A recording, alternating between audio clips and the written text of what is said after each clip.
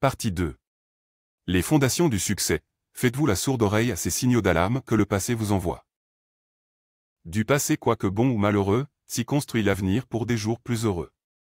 Proverbe français. Nous y voilà. Vous êtes prêts, maintenant à commencer ce voyage vers le succès, la prospérité et l'accomplissement. Et comme dans tout voyage, cela se prépare.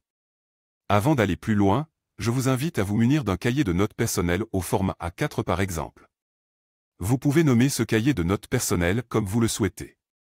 Par exemple, pourquoi ne pas le nommer sur la première page de garde, mon cahier de bord vers le succès.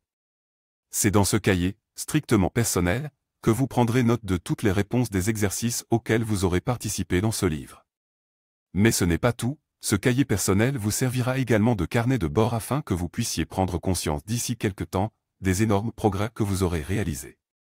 Gardez précieusement ce carnet de bord non loin de vous, car il vous accompagnera tout au long de ce voyage préparatif vers le succès et la réussite. Cette petite parenthèse réalisée, passons à la suite. Permettez-moi donc de vous poser cette petite question. Pouvez-vous imaginer qu'un avion puisse traverser l'Atlantique de Paris à New York, sans avoir préalablement passé l'entretien d'usage? Vous connaissez déjà la réponse. Que se passerait-il si l'avion décollait de Paris-Roissy, sans avoir préalablement fait l'entretien moteur, gelé la pression des pneus, et fait les inspections d'usage? Eh bien, cet avion n'irait pas bien loin. Dans votre vie, c'est exactement la même chose. Vous souhaitez prendre l'avion du changement afin d'arriver là où vous désirez aller dans votre vie. Il vous faut alors préalablement faire l'entretien de tout ce qui doit être vérifié, réparé et vidangé.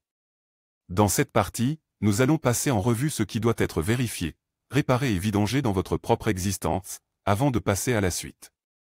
Bon nombre de personnes qui connaissent la réussite sont déjà passées par ce stade avant vous. Il est donc essentiel que vous le fassiez à votre tour. Dans ce chapitre, vous allez apprendre à vous libérer de vos souvenirs négatifs passés, ainsi que terminer les chantiers inachevés de votre vie.